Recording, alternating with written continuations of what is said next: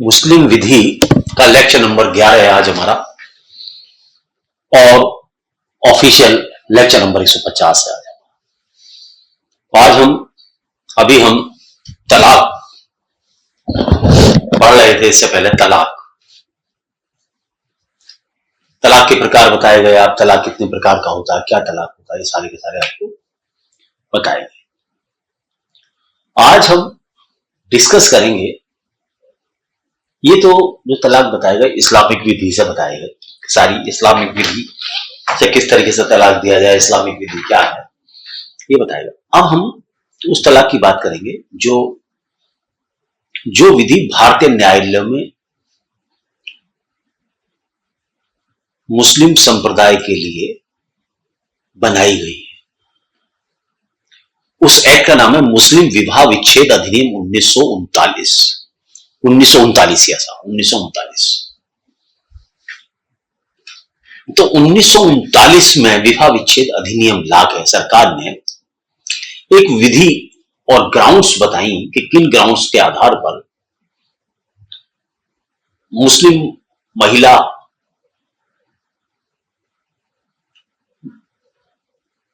विवाह विच्छेद कर सकती है। उससे पहले मुस्लिम समाज में औरतों को यह अधिकार नहीं था कि वो विवाह विच्छेद की डिग्री प्राप्त कर लें। तो उन्हें डिग्री नहीं मिलती थी। डिग्री के केवल दो तरीके थे, या तो पति नपुंसक हो या औरत के ऊपर पर पुरुष गमन का झूठा आरोप लगा दे और वो झूठा सिद्ध हो जाए। स्त्री पर पुरुष गमन का आरोप लगा दे और वो झूठा हो, अर्थात लियन द्वारा। तो केवल दो तरीके थे। 1939 में इस नियम को लाके अब इसे आने के बाद में मुस्लिम चाहे कोई से भी स्कूल का मानने वाला हो, सुन्नी मुसलमान, लेकिन इंडिया में अब यह विधि इसकी धारा 2 के अंतर्गत उन आधारों का वर्णन किया गया है जिनके अंतर्गत विवाह विच्छेद हो सकता है, जिनके अंतर्गत विवाह विच्छेद की संभावना है, इसकी डिग्री ली जा सकती है।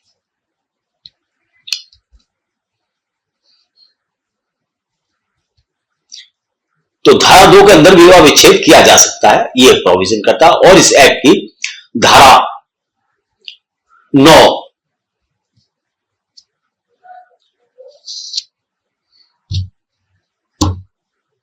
में के आधार पर बंद किया है, जिसमें किसी एक या अधिक दो में उक्त धारा में कि 2 में 9 आधार बताए गए हैं, 9 तरीके बताए गए हैं जिनके द्वारा इस तरीके का वाद कोर्ट में संस्थित किया जा सकता है या दायर किया जा सकता है। और मुस्लिम स्त्री उन आधारों के तहत विवाह विच्छेद की डिग्री प्राप्त कर सकती है। अब वो क्या आधार है, जरा उनको हम आराम से समझें।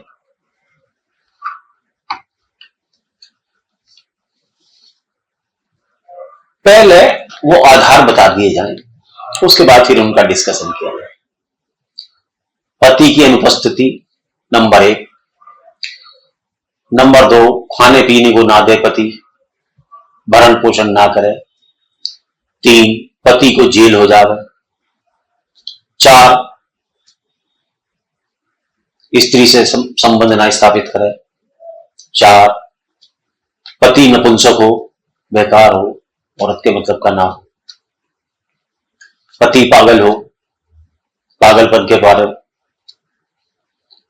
पत्नी जब विवाह हुआ हो तब नाबालिग हो, और जब जवान हो तो उसे लगे कि ये पति तो मेरे योग्य नहीं है, वो कह दे कि जी नहीं, बेकार है, मामला में नहीं, इसके साथ रहती। तब क्रूरता, पति क्रूरता करता हो, क्रूरता में बहुत सारी चीजें आती हैं। विवाह विच्छेद हो जाए, जैसे तलाक, मुस्लिम विधि वाला, इला, जिहाद, मुबारक और तकबीज, ये भी तरीके हैं भाई साहब। खुला, और मान लो धर्म ही त्याग दे, आदमी ने धर्म ही त्याग दिया,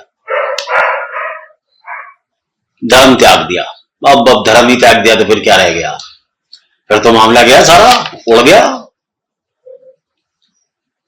ये जो है 5-7 बातें हैं, वैसे तो बताने की जरूरत नहीं, आप ही डेवलप कर देना, लिख देना। धारा 2 याद रखना, बस सेक्शन 2 याद रखना पेपर में। और ये मुस्लिम विवाह विच्छेद अधिनियम 1939 की धारा 2।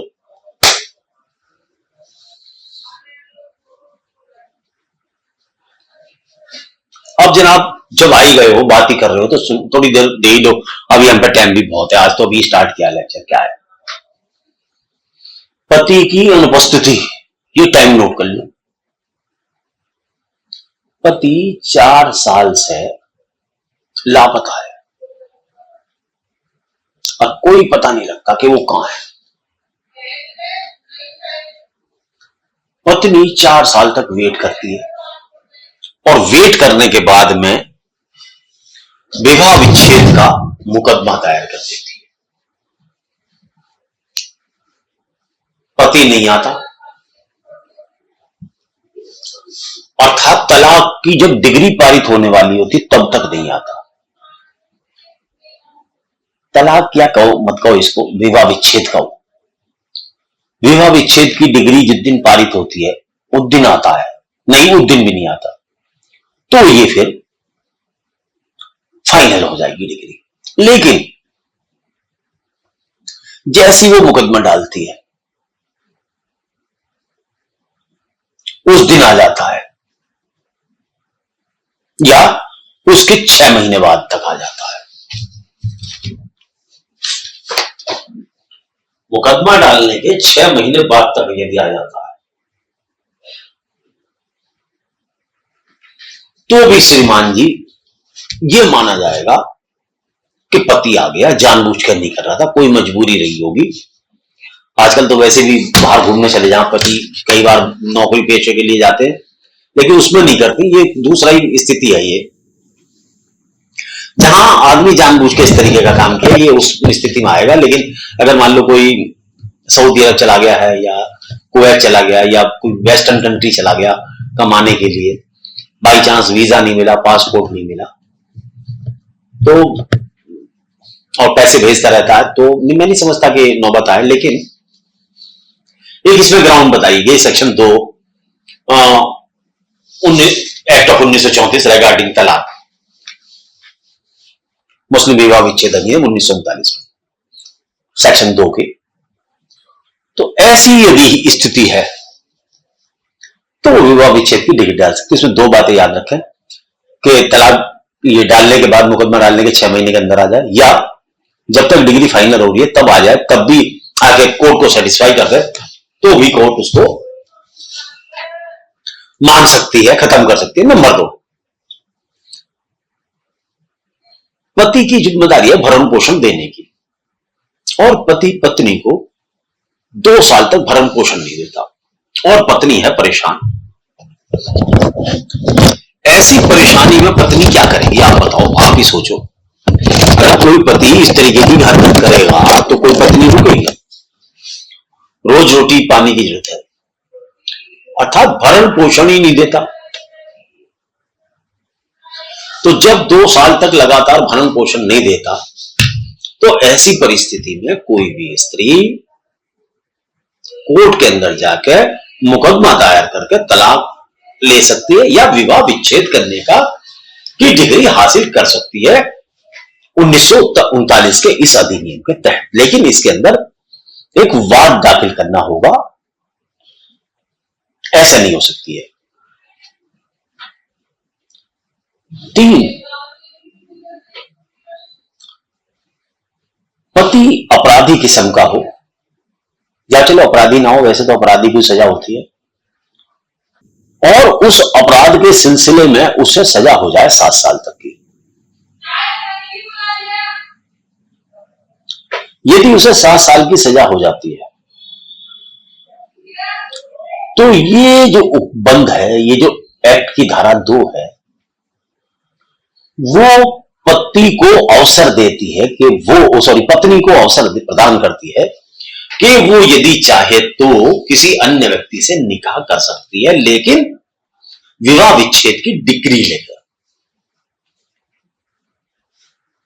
पहले मुकदमा दायर करे, और मुकदमा दायर करने के बाद में कोर्ट में यह सिद्ध करे कि जो है कि सर उसके पति को 7 साल तक की सजा हो चुकी है और वो वेट नहीं करना चाहती है, वो चाहती है दूसरा निकाह करना चाहती है, और उसे डिग्री दी जाए, विवाह विच्छेद की डिग्री उसे दे दी। ऐसी स्थिति में भी पत्नी को यह विवाह विच्छेद अधिनियम 1939 एप्लीकेशन लगाने की, पिटीशन कोर्ट में दायर करने की और ऐसी डिग्री लेने की अनुमति प्रदान करता है। तो ये थी चौथी कंडीशन। तीसरी कंडीशन थी, चौथी, अब आई चौथी कैली वाली, दाम्पत्य दायित्व के पालन में असफलता। अब दाम्पत्य दायित्व मैं आपको क्या बताऊं, आप सभी जानते हो, पति पत्नी से शारीरिक संबंध नहीं बनाता, और नहीं क्या बनाता, 3 साल तक दूर ही रहता है। और वैसे तो इस्लाम में यही है कि 4 साल तक की अगर कसम ही खा ले अल्लाह ताला की कि 4 साल तक ऐसा नहीं करूंगा, ब्रह्मचर्य का पालन करूंगा, दूर रहूंगा, और से तो ग्राउंड बन जाती है, लेकिन इसमें 3 साल रखी है। तो यदि पति पत्नी से दाम्पत्य, इसमें वो वाला कंडीशन नहीं है कि 4 साल तक वो कसम खा ले, कसम वाला मामला इसमें नहीं है। 4 साल तक वो जो है, 3 साल तक कोई संबंध नहीं बनाता, तो ऐसे में पत्नी को ये राइट हो जाता है कि वो उससे तलाक ले, अर्थात विवाह विच्छेद कर ले, विवाह विच्छेद की डिग्री कर ले। तो ये थी चौथी कंडीशन। अब आओ, दाम्पत्य से मतलब जैसा मैंने पहले बताया आपको, पति पत्नी के बीच में एक शारीरिक संबंध होते हैं, अगर उनकी उस पूर्ति को नहीं करता वो, और देखिए पूर्ति ना करने के कई कारण हो सकते हैं, बीमारी हो, अजारी हो, ऐसे में औरत एडजस्ट करती है। यहां जो परिस्थिति डिफाइन की गई वो उन परिस्थितियों की बात कर रही है जहां जानबूझकर वो करता है।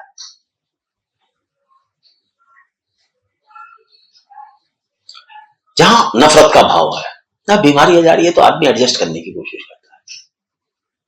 और विवाह का तो मतलब ही है कि निकाह का मतलब क्या है, मोहम्मद साहब ने कहा निकाह मेरी सुन्नत है, अर्थात पवित्र कार्य है। तो कोई स्त्री, चाहे वो किसी भी मजहब की हो, हिंदू हो, मुसलमान हो, सिख हो, ईसाई हो, दुख की घड़ी में अपने पति को छोड़कर नहीं जा सकती। तो यहां जो मेरा अपना व्यक्तिगत विचार है, जहां जानबूझकर वो 3 साल तक नेग्लेक्ट करता है, तो ये एक ग्राउंड हो सकती है। This may be the ground of विवाह विच्छेद, अर्थात जुडिशियल सेपरेशन की ग्राउंड हो सकती है। This is a valid ground for judicial separation. पांचवा बड़ा इंपॉर्टेंट है, पति की नपुंसकता। ये कोई बर्दाश्त नहीं करने का, ये कोई बर्दाश्त नहीं करे। अगर नपुंसक है, दवा खाने से भी ठीक नहीं हो रहा, दवा खा रहा है, हकीम साहब के लिए आया, हकीम बड़े बड़े मेरठ में कई हकीम है, उनके लिए आया, नहीं फायदा हुआ, बेसिक है ये, बेसिक, ये तलाक का आधार हो सकता, बहुत अच्छा वाला।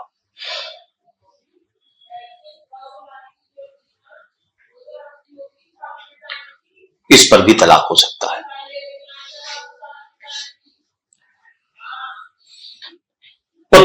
पागल हो जाए, पति पागल हो जाए और 2 साल तक पागल ही रहे। देखो हर जगह कंडीशन है भाई साहब, ये ध्यान रखना कि आप जब एग्जामिनेशन में इस क्वेश्चन का जवाब दो तो आपको ये कंडीशन आपके जहन में होनी चाहिए। अगर आपके जहन में ये कंडीशंस नहीं है तो फिर ये समझो ये कंडीशन, इसी बात के नंबर मिलते हैं पेपर में। देखिए सामान्य स्टूडेंट में और विशेष स्टूडेंट में कुछ अंतर होता है। जो परसेंटेज आती है ना, किसी के 90 आते हैं, किसी के 80 आते हैं और किसी के 40 भी नहीं आते और कोई फेल ही हो जाए एग्जामिनेशन में, वो क्वालिटी होती है। उसमें कुछ पीरियड लिखा है, लेक्चर देखते हुए साथ ही देखते ही कॉपी पे ओ यस बहुत बड़ा क्वेश्चन है, 20 में से 9, ओ सॉरी 20 में से 18 नंबर देता है। तो पागलपन, यदि पागलपन है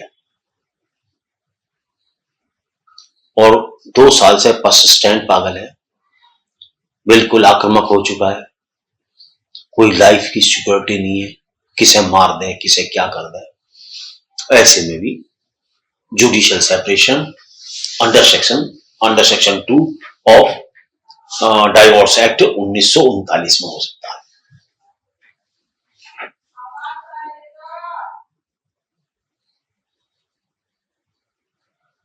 अब आ जाओ 7वें नंबर में। एक्चुअली क्या है, मुस्लिम विधि में नियम ये था, अब तो खैर बदल गया है, अब तो शादी हो ही नहीं सकती, लेकिन हमें तो मुस्लिम विधि बतानी है आपको कि पहले लड़की यदि नाबालिग होती थी, इनके यहां क्या था, लड़की की जो बालिग और नाबालिग की जो एज थी वो प्यूबर्टी से नापी जाती थी। प्यूबर्टी मींस मंथली होना।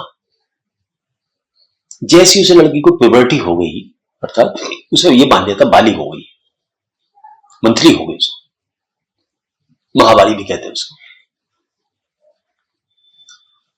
तो ऐसी स्थिति में शादी कर दिया करते थे, निकाह कर देते थे। और निकाह क्या है, उसमें माँ बापों की कंसेंट दे दिया करते थे। माँ बाप नाबालिग बच्चे में वो सहमति देते कि हाँ भाई हम इसकी तरफ से, लड़की की तरफ से निकाह हम कबूल कर रहे हैं। ऐसी लड़के के मामले में भी था। लेकिन ये एक्ट, क्योंकि देखो समाज बदल गया, समाज के नियम बदल गए, वो समाज तो रहा नहीं जो आज से 1400 या 1500 साल पहले वाला हो। जब उस समाज में था, जब 1415, जब मोहम्मद साहब के जन्म से पहले था, मोहम्मद साहब ने आकर उसमें सुधार करा। तो सुधार मनुष्य की प्रवृत्ति है, तो हम लोग या तुम लोग या हमारे आपके पूर्वज आए, उन्होंने भी थोड़ा सुधार किया। उन्होंने सुधार किया तो वो ये है। तो नहीं, अभी तो खैर मुस्लिम लॉ की बात चल रही है, अभी जो सुधार करा वो तो हम चल ही रहे, पढ़ाए गए।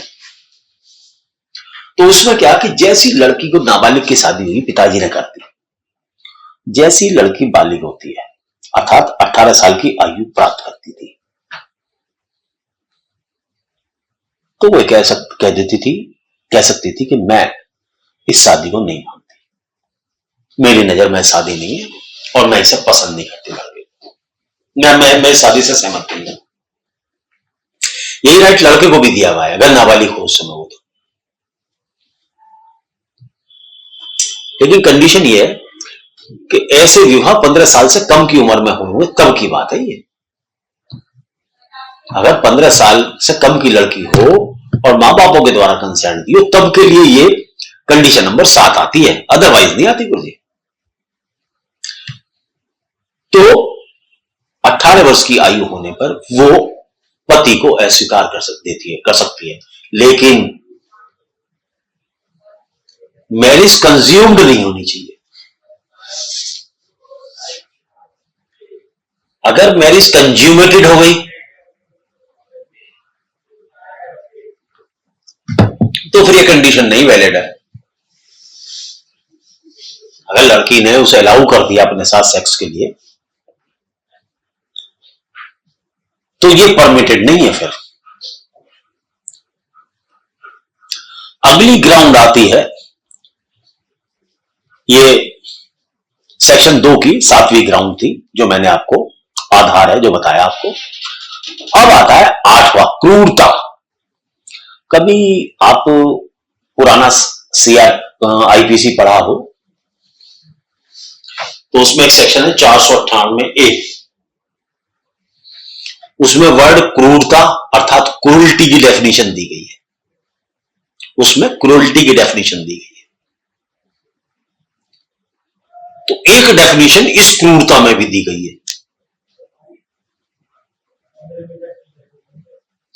उस क्रूरता के आधार पर भी इसमें क्रूरता के क्या आधार दिए जरा उनको सुन लो। उसमें भी आधार सिमिलर ही सही है क्योंकि एक्ट तो एक दूसरे से निकले, लेकिन वो जो एक्ट है डाइवोर्स का 498 वाला, वो 498 वो दहेज की डिमांड के लिए है, वो वाली क्रूरल्टी है, लेकिन अंतर सिमिलर सा ही है। देख लें जरा, समझ लें। पति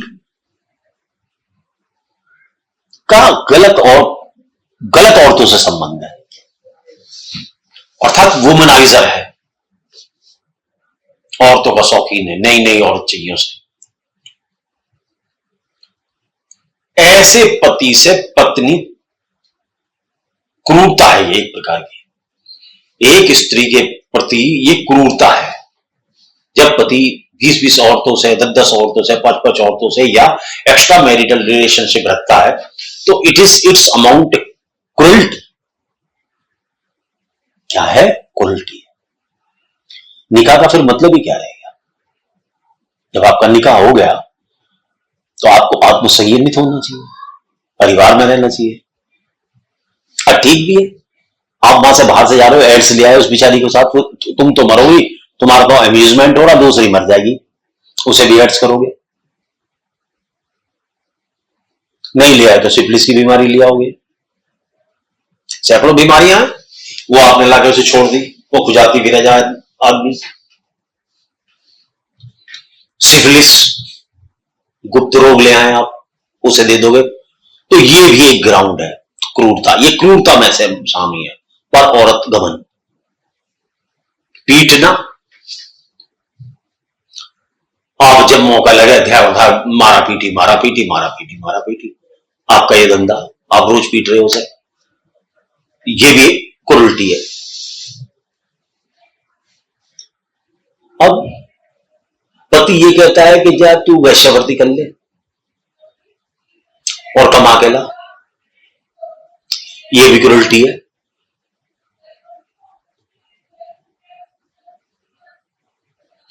पति ये कहता है कि तेरी जो संपत्ति है मां बापों के जो है उसमें से हिस्सा मांग और ला के मुझे दे, उसे बेच, उसमें से अपने मां बापों से उत्तराधिकार मांग और उसे बेच।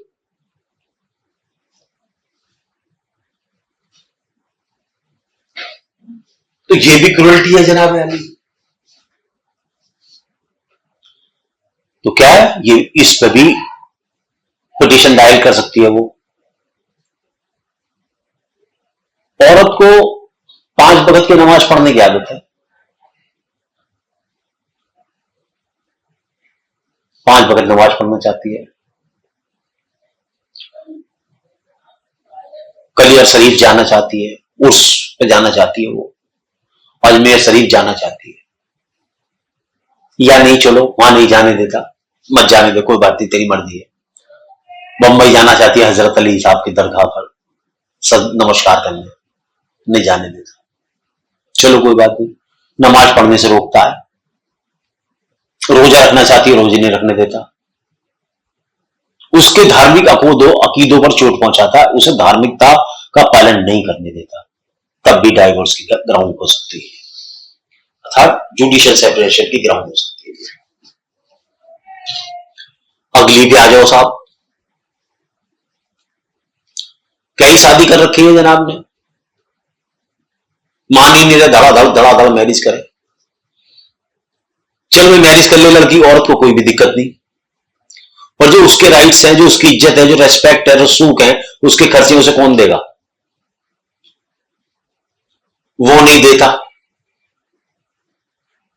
उसमें कुताही करता है, मनमानी करता है, तो भी जनाब अली आपको कुछ नहीं है, चलिए हटिए, विवाह विच्छेद हो जाएगा, ग्राउंड है। आगे आ जाओ, थोड़ा सा और देख लो, थोड़े बहुत रह गए 5-7 मिनट अब तो। और भी कई आधार हैं, मुस्लिम विधि के हैं। अंतर्गत विवाह विच्छेद के अन्य आधारों पर भी हो सकता है, जैसे जिहार, इला, मुबारक, खुला, तफवीज, डेलीगेटेड डाइवोर्स। इनके आधार पर भी एक मुस्लिम औरत विवाह विच्छेद की डिग्री ले सकती है। आगे एक और आ जाओ, बोलिए। अब श्रीमान जी जिनसे निकाह हुआ था मुस्लिम औरत का, वो धर्मी त्याग देते हैं। अब जब धर्मी त्याग दिया तो निकाह का स्टैंड ही खत्म हो गया। A Muslim lady can marry with a Muslim person. देखिए, मुस्लिम का नियम समझ लीजिए, वैसे तो हिंदुओं में भी यही नियम है। अगर कोई हिंदू औरत मुसलमान से शादी करना चाहती है तो मजहब बदलना पड़ता है, अदरवाइज नहीं शादी होती। अगर ऐसी शादी करनी है जिसमें धर्म बदलना ना पड़े औरत को अपना, तो फिर उसके लिए बेस्ट तरीका है स्पेशल मैरिज एक्ट। उसमें कोई धर्म वगैरह बदलने की जरूरत नहीं होती। वो हमारी गवर्नमेंट ने संविधान के अंडर में संसदीय नियम है, वो संसदीय नियम है। उसमें तलाक बलाक भी इस तरीके से नहीं होने के जैसे इसमें हो गए, वैसे तलाक नहीं होते उसमें।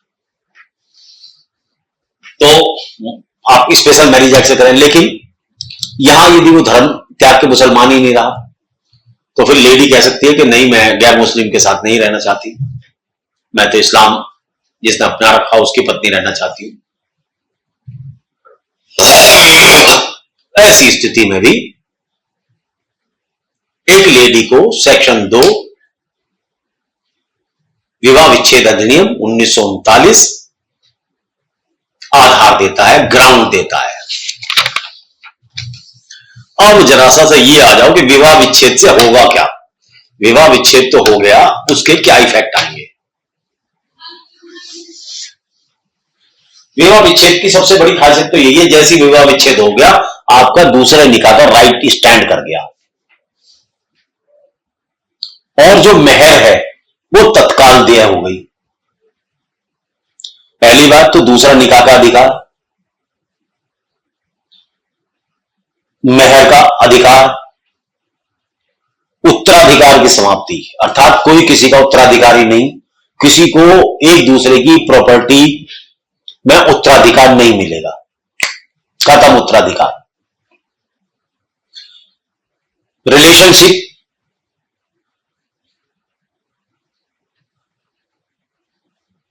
अवैध हो जाएंगे, और दोनों लोग आपस में कहीं भी जाकर पुनः विवाह कर सकते हैं।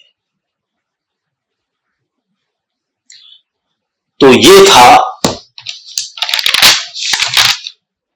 मुस्लिम विवाह विच्छेद अधिनियम 1939 के अंतर्गत दिए गए वो 9 उपबंध, जो धारा 2 में किसी मुस्लिम स्त्री को अपने पति से विवाह विच्छेद कराने की आधार स्पष्ट करते हैं। इन आधारों को औरत को कोर्ट में सिद्ध करना पड़ेगा। यदि वो कोर्ट में सिद्ध नहीं कर पाई तो फिर वो तलाक की विवाह विच्छेद की अधिकारिणी, तलाक भी कह सकते हैं आप, की अधिकारिणी नहीं होगी। तो आज के लिए इतना ही। नमस्कार। आगे फिर देखते हैं, किसी दिन मुलाकात।